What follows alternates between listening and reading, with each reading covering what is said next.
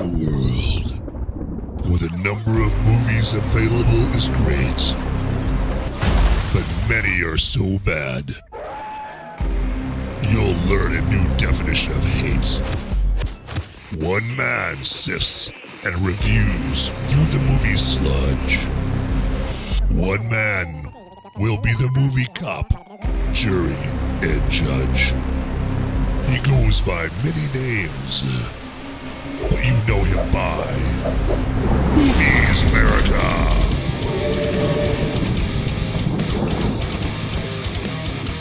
In this episode of Movies Merica, we go over Black Panther Wakanda Forever, or will you actually want Black Panther Wakanda Never Again? Coming up on this episode. Roll that intro. Hey, all you beautiful movie-loving people out there, live from a red carpet somewhere, surrounded by celebrities. This is the Movies Merica podcast with Van Ebert, where movie reviews meet cold brews. Van will review your favorite and maybe not so favorite movies while enjoying some ice-cold beers and saying cheers. Now let's head into the theater and join our illustrious movie reviewer du jour, who's no doubt got the beer ready to pour, Van Ebert. Greetings and salutations, my friends. Come on in to this episode of Movies Merica. You are all welcome into my Movies Merica kingdom, yes. And this week we are going to be talking about a movie that takes place in the awesome kingdom of Zamunda with our friends Prince Akeem, King Jaffe Joffer, and Semi, and Queen Aeolion. Oh, Zamunda, what a great place.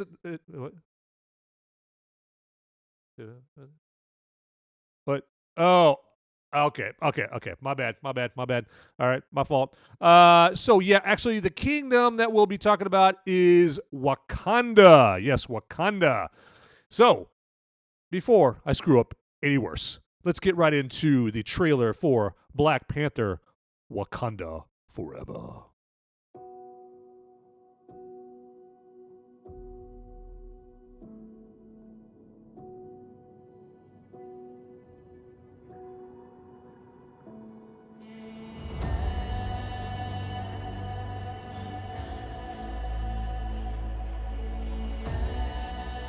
Only the most broken people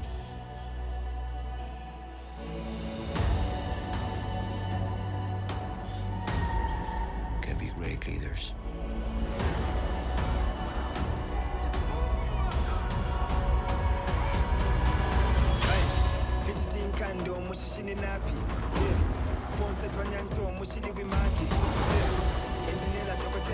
His people did not call him general or king.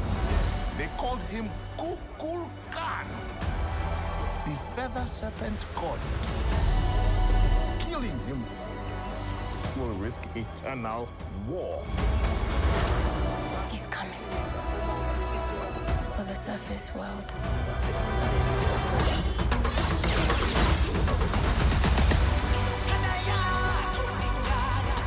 We know what you whisper.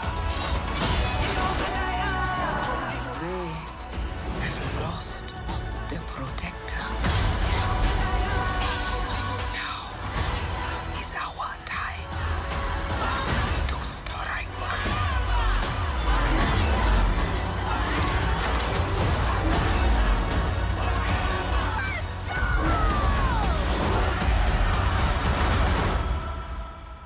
Show them who we are. There's something happening here. What it is isn't exactly clear. Here in Wakanda. Man, see, there, I did it again. What can I do? Okay. Well, hey, as you guys all know, this is not just the home of movie reviews. This is the home of ice cold brews. That's right. And let's get right into this episode's beer of choice. Okay, I will be hydrating during this Black Panther Wakanda Forever. Apparently, I need some hydration because I've got a frog in my throat. Here we go. This Black Panther Wakanda Forever review. I will be drinking me a little Sierra Nevada Pale Bock. Yes. It's kind of weird because I'm a pale face and I'm reviewing Black Panther. All right. So I guess it makes sense. I have some Pale Bock for the pale face. All right. So Yeah, it's out of Sierra Nevada. It's a brewery out of California. And yeah, it's got kind of a nice little sweetness to it, very slight sweetness. It's kind of very rich as well, or kind of somewhat rich here, but tasty overall. And again, as I always say, I'm not getting any money from any of these breweries whatsoever. So, but all right, without further ado, let me take a tug off this bad boy.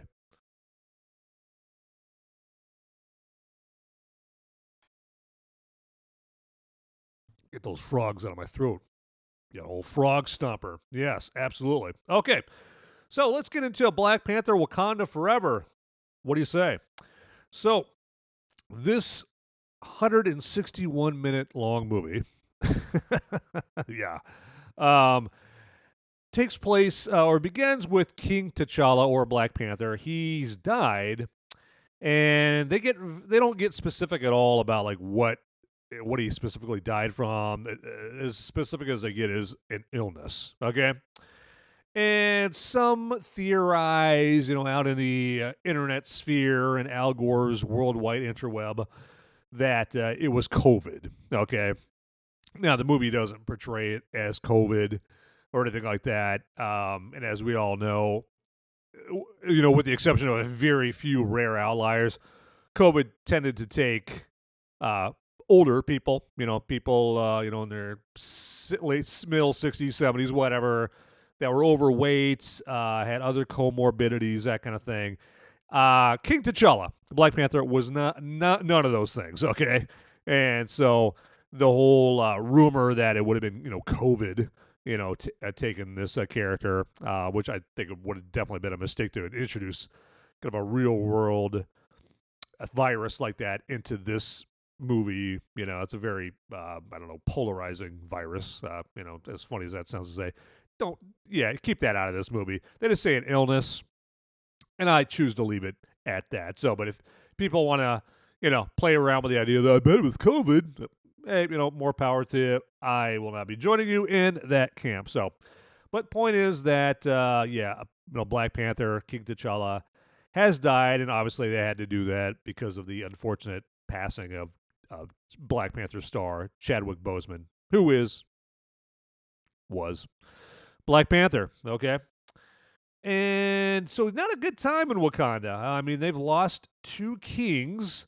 They lost King T'Chaka, as you remember, in Captain America Civil War, in the terrorist bombing that they attempted to frame the Winter Soldier for, and turned out that was Helmet Zero or something like that. I think is the character's name that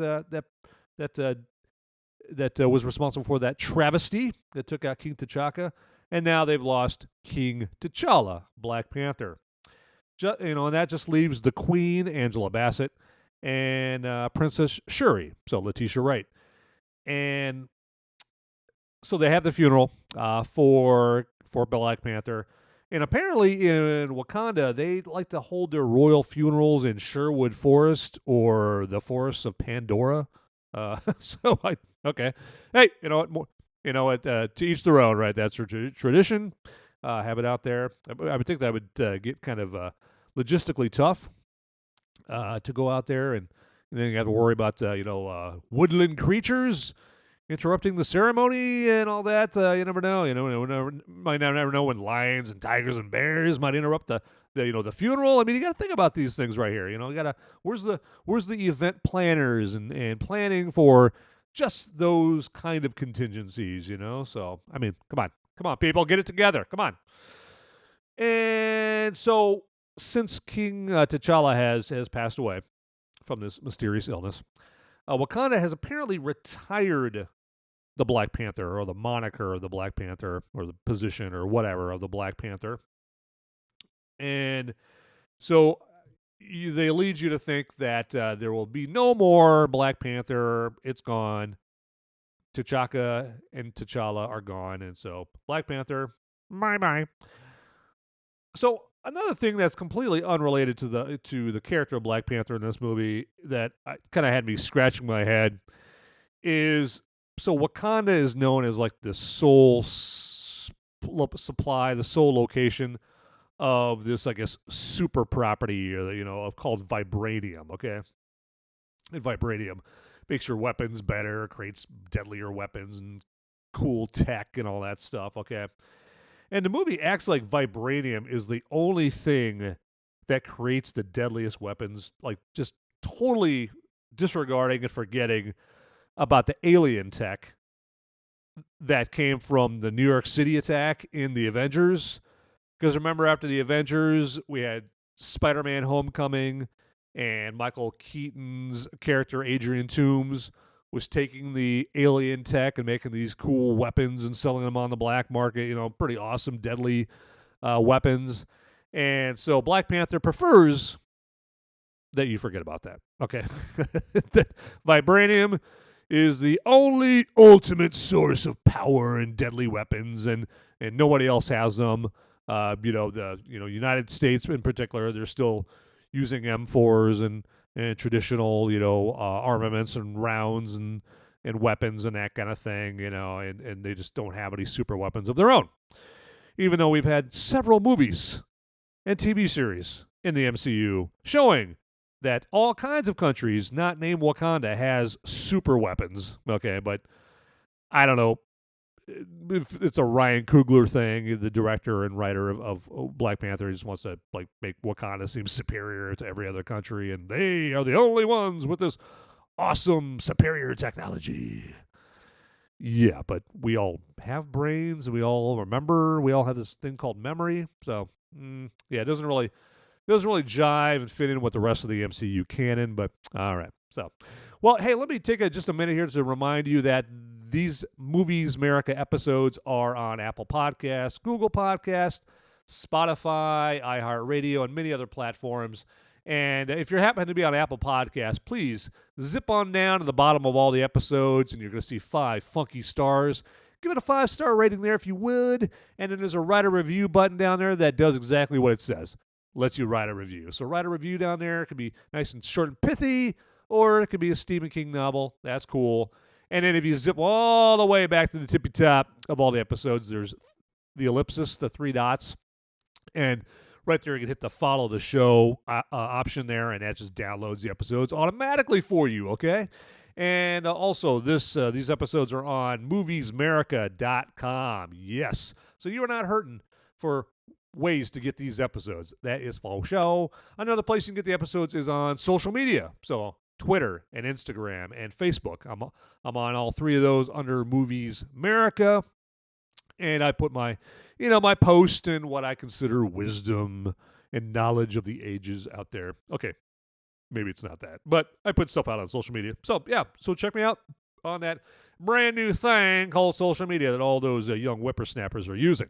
Okay, so let's get back to the show. All right, back to Black Panther, Wakanda Forever. And so this movie is one of those where the songs on the soundtrack actually are better than the movie, in my humble opinion. Okay, I really dig the songs that on there. They do have some good, Rihanna's got a song that's not too bad. They've got some other. I have to plead ignorance. I'll be the first to admit I didn't know a lot of the artists on the soundtrack. There's a lot of Hispanic kind of artists on there that I had never heard of, so I know I get it. Paleface, I don't know anything about that stuff, right?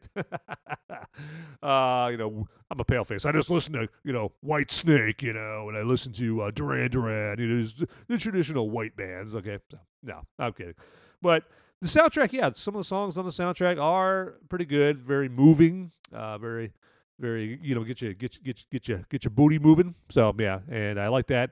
But yeah, that's not a good thing when those are good or those are better than the actual movie. Okay. And one other thing about the movie that I didn't like, and I'm going to try to sprinkle in some positives. Okay, I'm not going to completely try to crap on this movie. Some movies, they leave you no choice. They have no good aspects of the movie, and so it's not your choice. It's the movie's choice of sucking so bad that makes you have to crap over the all over the movie. The whole review. You know what? I didn't make the movie. They did. If you don't want me crapping over your movie, the whole review, make a better movie. Okay, but there's some positives. With Black Panther: Wakanda Forever. One of the things that are not a positive is this movie likes to portray the United States as the buzzword of the day. Okay, we have a lot of buzzwords of the day, and one of the most prominent ones nowadays is colonizer. Right? Colonizer. It's apparently it's nobody knew about this thing called colonizing other countries. Throughout the history of the world, this country takes over that country, and then that country that got taken over, they take over another country, and then that people that took over this people, they get taken over by another people, and then they take over the other people, and there's a lot of, they trade land and blah blah blah blah blah. Apparently, people in 2020, 2021, 2022 think they're just so smart and so enlightened that no one else has ever heard of colonizers, and they suddenly want to punish what they consider the colonizers of like the last 200-300 years, particularly the United States, for doing what has been done throughout history. Okay, now has colonization always been pretty? No, it's been pretty violent and bloody, but that's the way of the world, people, since Adam and Eve in the Garden of Eden, and they ate the apple from the tree, or the fruit from the tree. Colonization.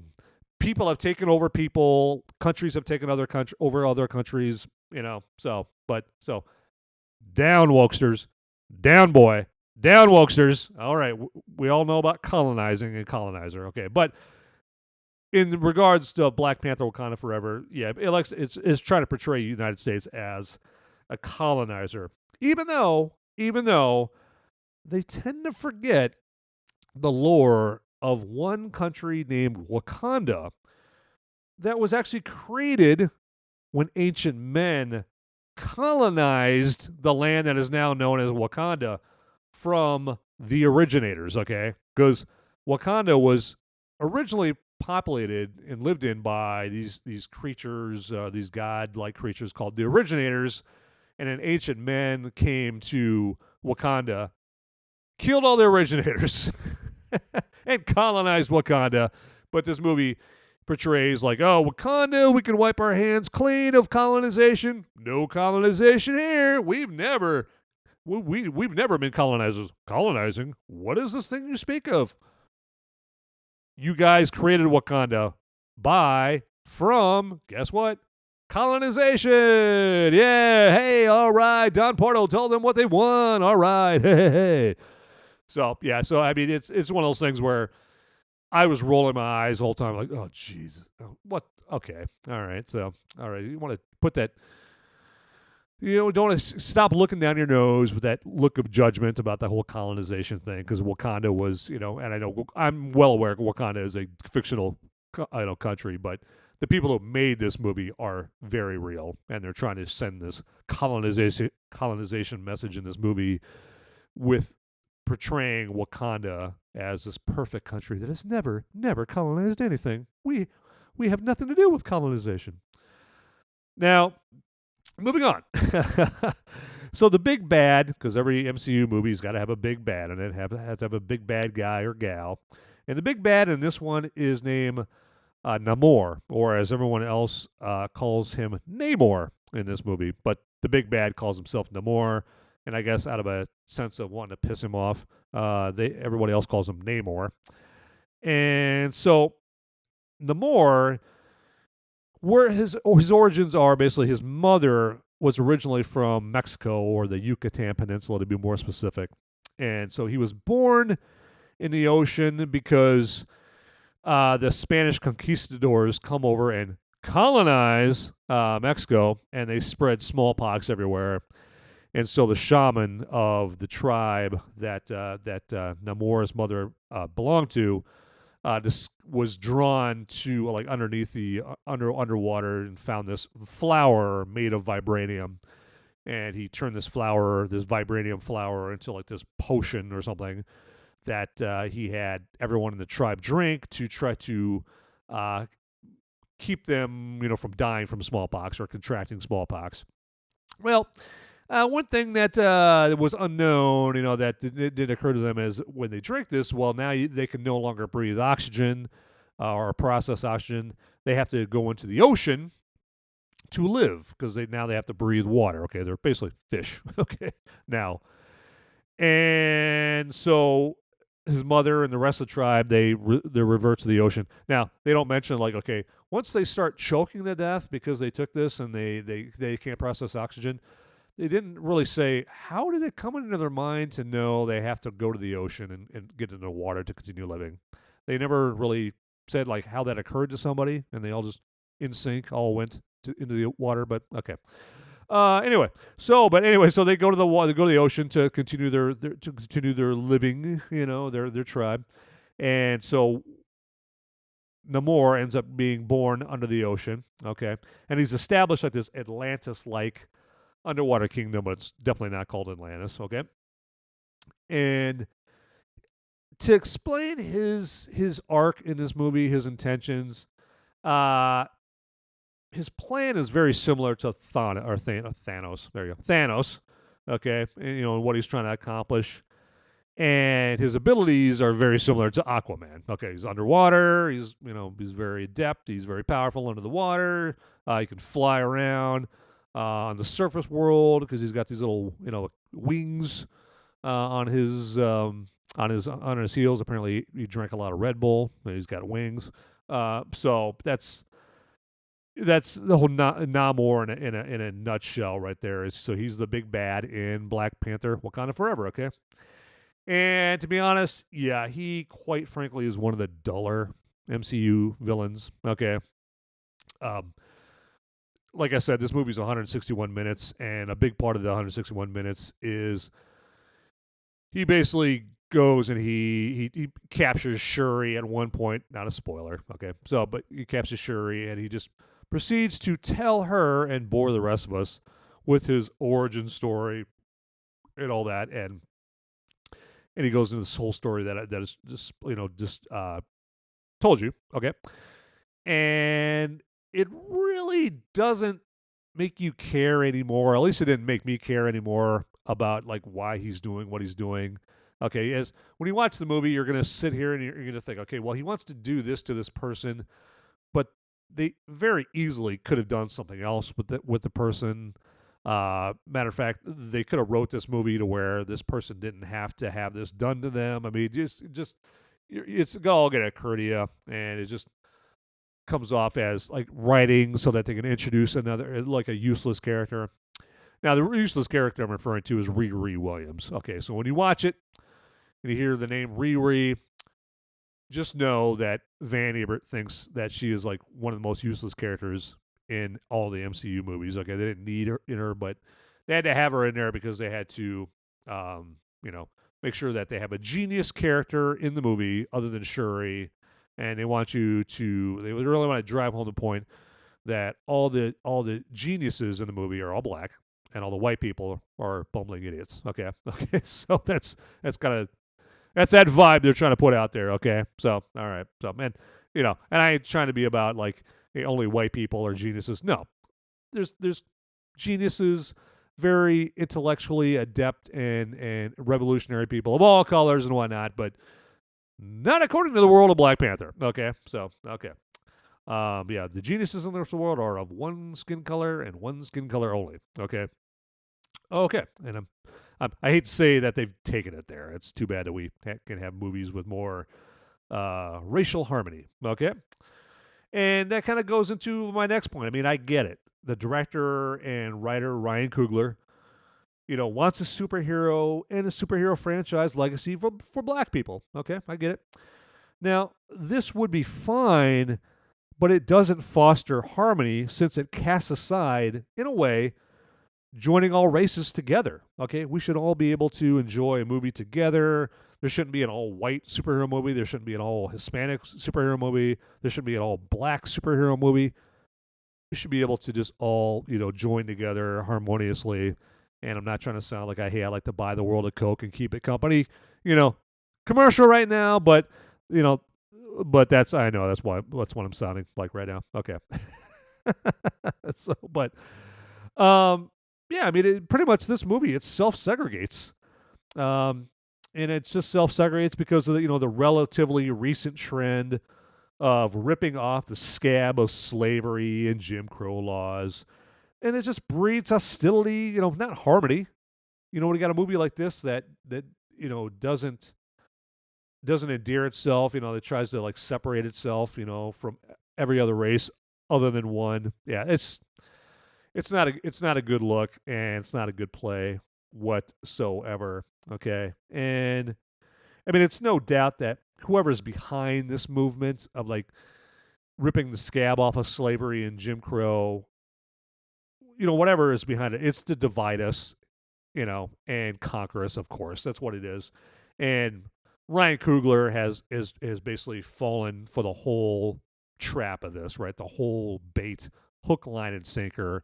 And his Black Panther movies are, Exhibit A, that he's let himself be dumb enough to just fall into this whole, yeah, slavery, Jim Crow laws, yeah. Even though those were decades ago, I'm still gonna just continue to be mad about him, and I'm gonna be mad about him forever, yeah. And so he's just that plays into the reason behind directing and writing the Black Panther movies as he has. Okay, and if you sit down and think about it enough, you'll see I'm right. Especially after you watch these movies, and it's just completely uncalled for. Okay, I mean, and if they ever come out with a movie called White Cougar, it's all white people and there's like one token black guy, I will call that shit out too. Okay, all right, that's not that's not kosher either. Okay, I don't want to go in that way either. Okay, how about just some harmony, right? Is harmony such a bad thing? Okay.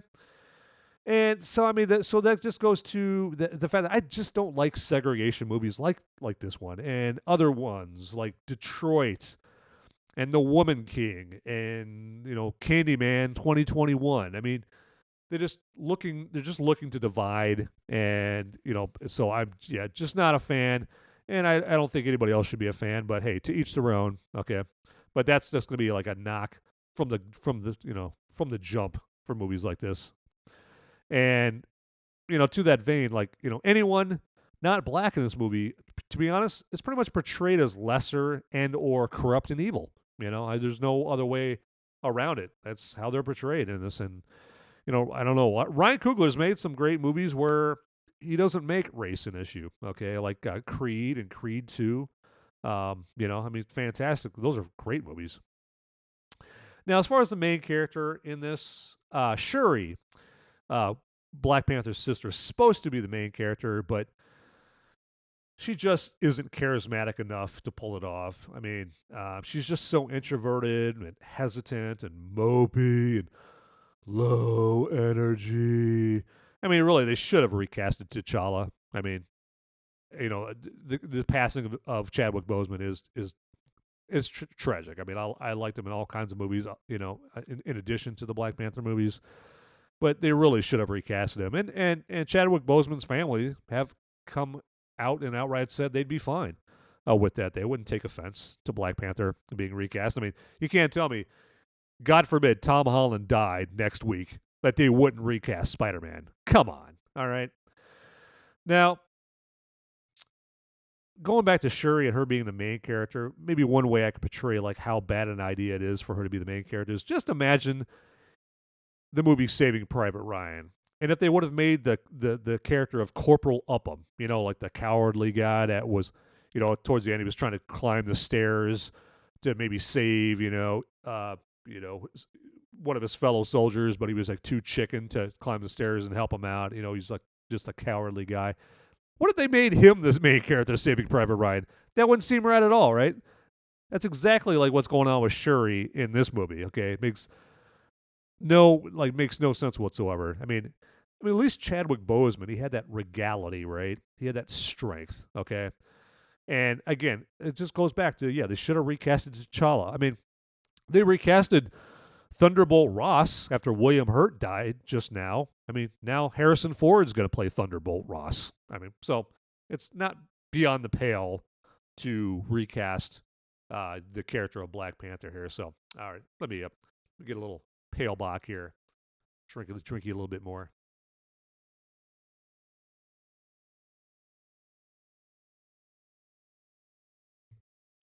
All right. Now, one positive, because I said I was going to have some positives about this movie. So back to Chadwick Boseman, I got to say the opening Marvel Studios title card with just Chadwick Boseman as Black Panther, And then towards the end, there's a scene with Shuri where she's, going through her memories of Chadwick's T'Challa character. Those are very emotional. Very, very emotional, okay? And I just imagined Letitia Wright as Shuri mining her real life sorrow over Chadwick's far too early passing to bring up the sorrow that you see, from her in that scene at the end. I mean, so much sorrow and sadness to mind for that scene. And it is very, very, very emotional. So, and last thing I want to say is the score of this movie, it's pretty blah, which is very disappointing because it's done by Ludwig Göransson, who actually did a great job with other Ryan Coogler movies, Creed and Creed 2. And Ludwig Göransson is now Christopher Nolan's go-to composer. There we go. We had a Palebach burp there. Sorry about that, folks. And yeah, so Ludwig Göransson, he did the soundtrack for Tenet, which I thought was an awesome soundtrack, and he's going to be doing Christopher Nolan's upcoming Oppenheimer. So, but yeah, so that is Black Panther: Wakanda Forever in a nutshell to me. So yeah, decide if you want to go see it or not. That's more power to you in your decision there. But so with that, hey, as I always say, get out there, people. Those movies aren't called to watch themselves. See ya. Hey guys, don't leave the video quite yet. Okay, I've got a popo. They're coming after me, and I don't have much time to tell you, but you need to like and subscribe this video right here, down below. It's right down there. It's just waiting. It's waiting for you down there, okay? And make sure you watch these videos over here too. You'll be doing me a big favor. I'm gonna be in handcuffs pretty soon. All right. Thanks for watching.